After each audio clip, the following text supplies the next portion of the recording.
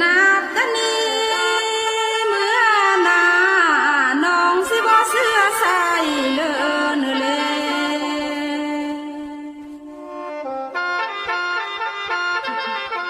เฮียมจะคงกินสิ้นอารมณ์เป็นหาง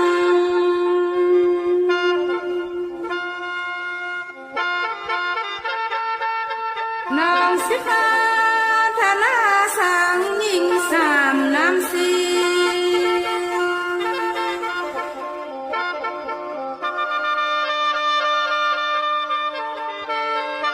น้องจะเลี้ยงดูแลลูกน้อยนอนส่องข้างน้องกำพร้าพ่ออย่างนี้นี่แหละ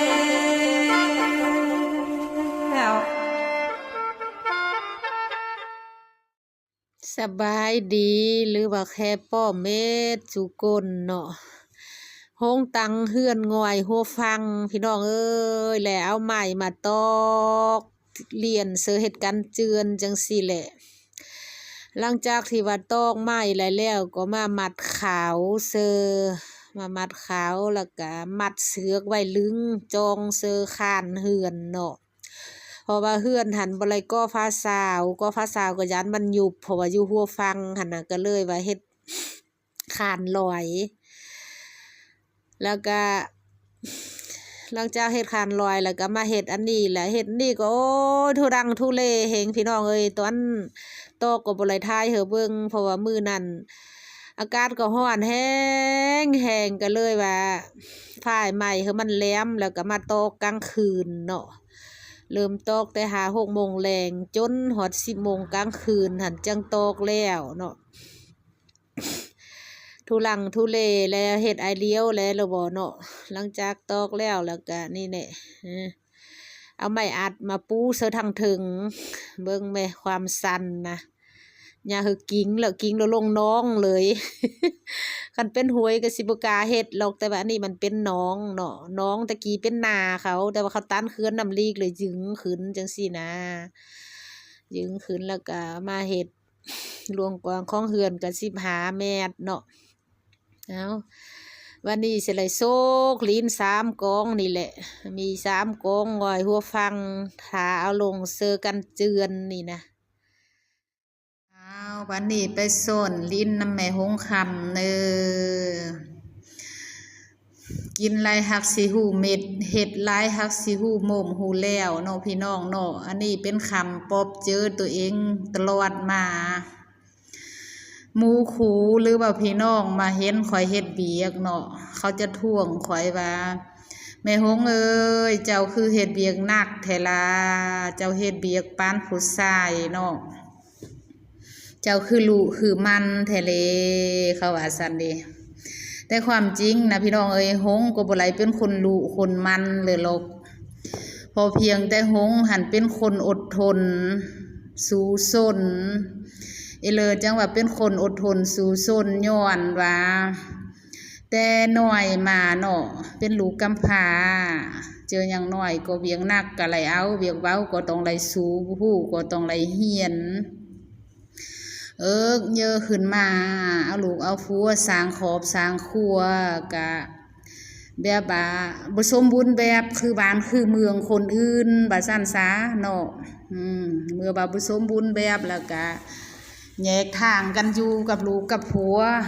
แล้วก็ฮักไหลเลี้ยงลูกแหละ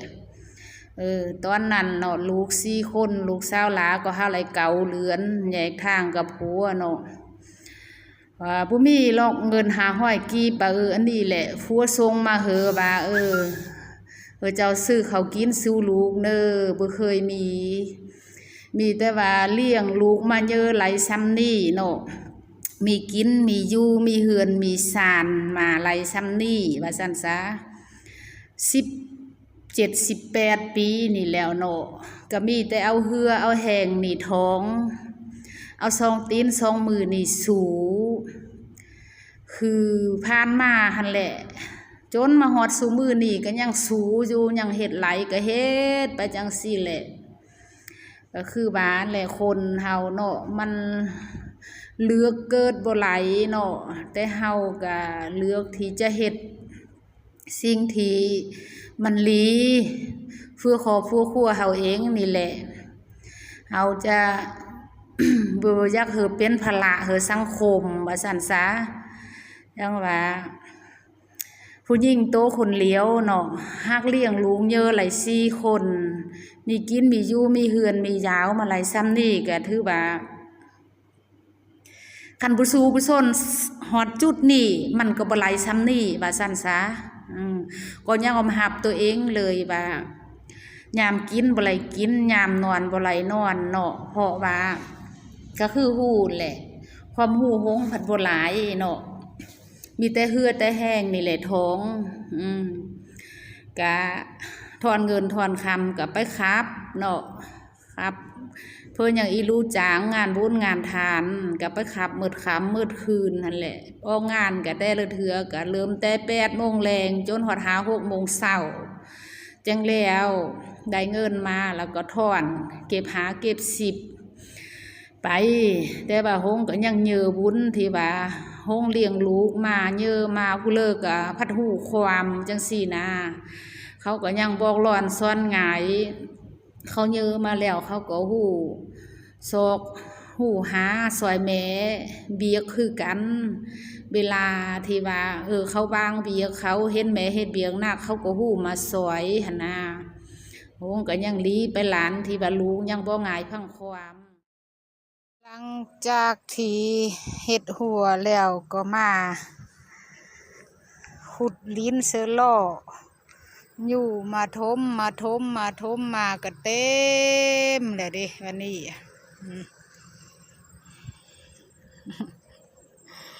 หลังจากเต็มเสียนี่เราก็มาปรับเนาะปรับไหลห้องนี่แล้วปรับไปนำปรับแล้วก็มานำไปฟอมนี่แต่ก็ยังห้องบุทันไหลปรับก็ยังสูงเป็นโนนเลยเนาะว่านก็ปรับเอาลิ้นห้องนี่จะสูงแบบนั้นแหละมาเสื้อห้องนี่กะว่าหมดตอนแรงวันนี้กับตอนเสาร์มื้ออื่นเท่าแล้วห้องนี้เนาะปรับห้องนี้เดี๋ยวจังสิต่อเสื้อห้องเยอะพี่ก็ยังลายมือเติบอยู่เลยสิแล้ว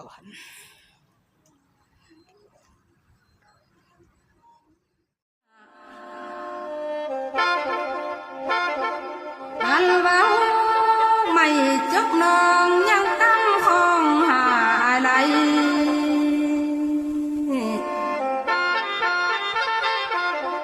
หูเศร้ามาน้องยังตั้งของทาง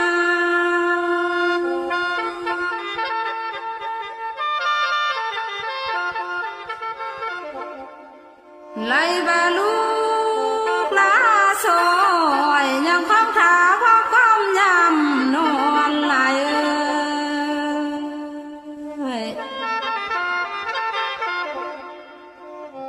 ไอ้คืนซาเนอไอ้ปาเตอสิไลหุ่มควันมาแล้ว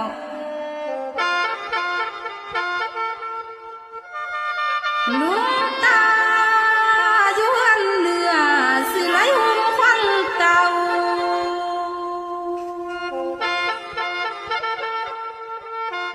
หันอายเขาป้าไม่ทางนี้ละน้องสิไลหุ่มควันคืนนาย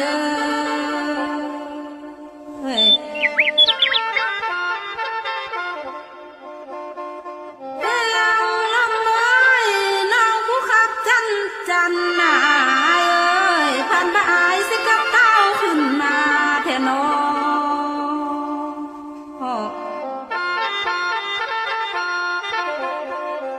ผ่านมาใส่โซฟา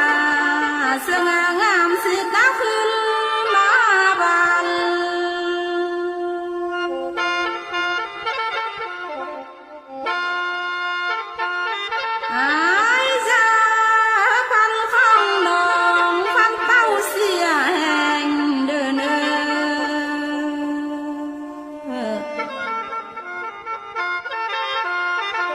อย่าเพียงสายใจ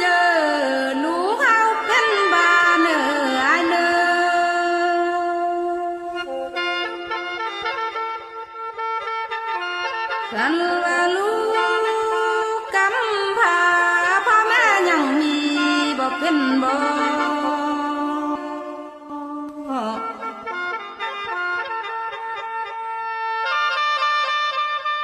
อายผู้กินเขาพี่เหือจงคอ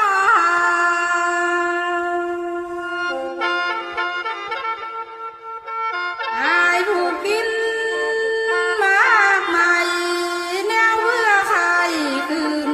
แม่เอ้ยอายเจ้าคืนมาเป็นผัวเป็นเมียห่วมเนี่ยนำนางคู่เนียจนเท่า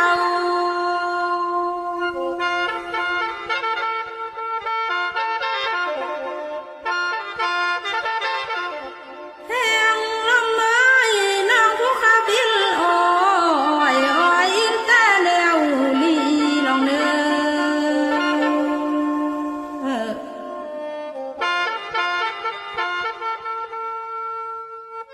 อายจะมีกูทาโกดเครื่องทั้งนอง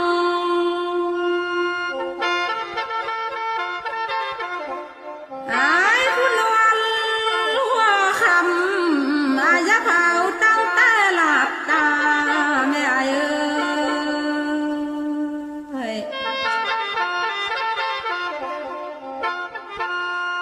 คนขึ้นมาเอ้ยเฮ้ยคิดนำเด้อเด้อ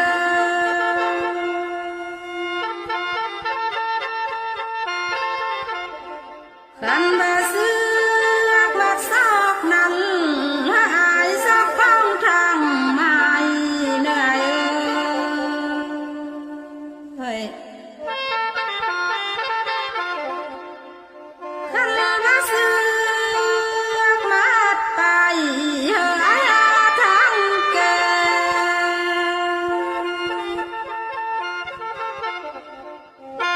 เขาอักมาปิ้นแต่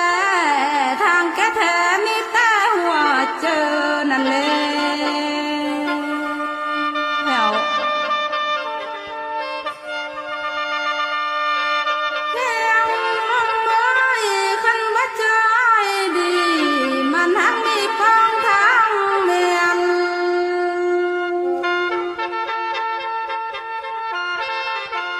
คันบ่เจอไอ้เนียนหากมีปองทางไม้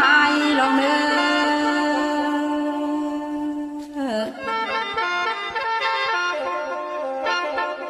สายเอ้ยอันมาความน้องเบา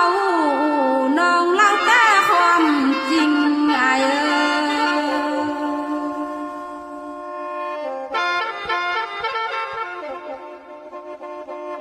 กันน้องฮักเบาบ่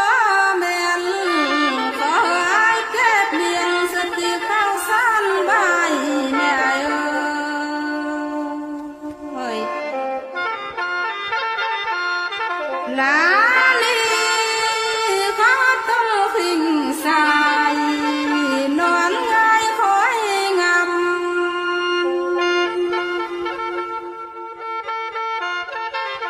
น้องคือเล้าเรือบ่ความแต่จมบัง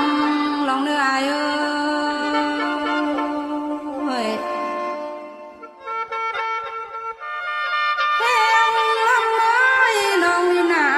เอ้ยกินสุกผักพุทธศาก็บ่สานอ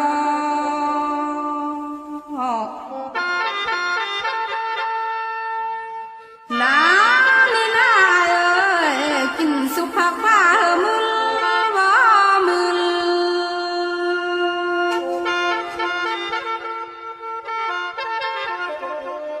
แห้งลมไม้น้องปักตานคนอื่นลืมสายบ่ลืมน้อง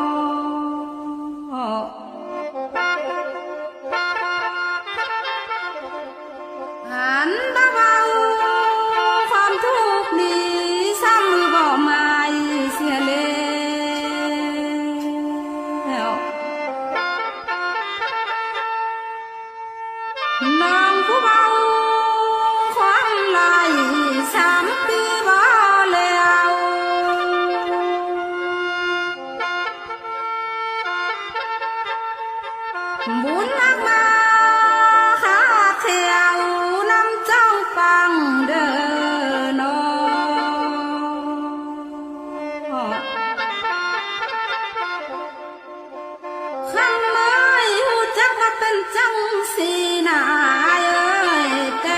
านหงคำลาบ่ลมเจ้าแล้วลานี่นาอายเอ้ยบ่ป่าเนื้อพิงกลมแหวยังเป็นหาง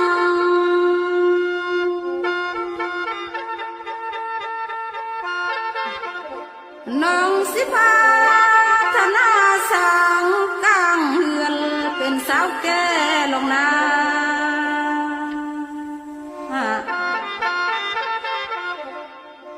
เป็นแม่เฮือน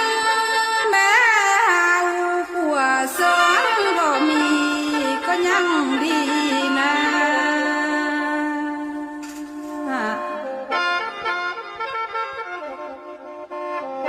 นาตะนี้เมื่อนาน้องสิบ่เสื้อใส่เลินเลย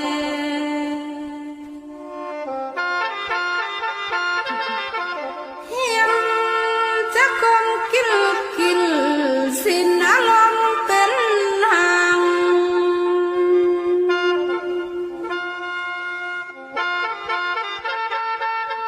น้องสิพาธนาสางยิงสามน้ำสี